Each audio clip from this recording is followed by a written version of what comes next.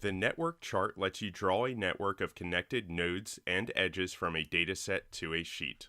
A network chart shows how information flows, how components interact, and where components exist in the network. Network chart diagrams can show the components of a network and how they interact. This type of chart is helpful when planning the structure of a network, coordinating updates to an existing network, reporting and troubleshooting network problems, keeping track of components, and documenting detailed network documentation. A network chart diagram requires 4 dimensions. Measures are optional. Your dimension data must be formatted in a 4-column data sheet that shows how the dimensions are related. First column, the node identifier identification number.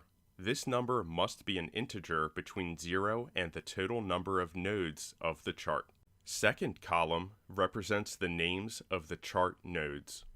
Third column, the parent node identification list. These numbers must refer to the node identifier. If not, it will be considered an empty parent node and there will be no outgoing links. Fourth column states the value group the nodes belong to and controls coloring of the nodes. These numbers must be integers. To create a network chart, select Custom Object and then Visualization Bundle. Then drag and drop the network chart object to the sheet.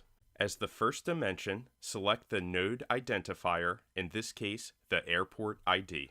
As second dimension, select the node label, in this case the airport name.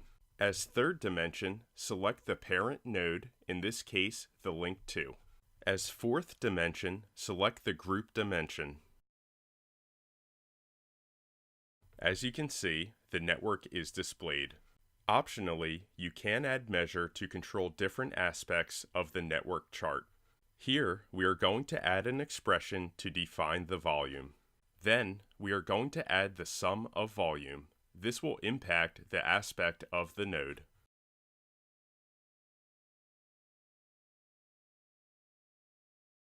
Then, we are going to add again the sum of volume as a measure. This will impact the edge aspect. You can then modify different aspects of your charts depending on your needs. For example, you can select a different edge type by selecting them from the Edge Type drop-down menu.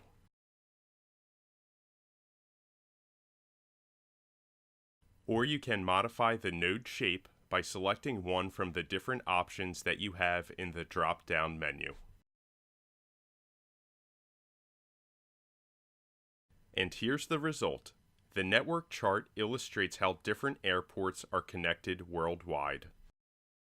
And that concludes this video. Thanks for watching.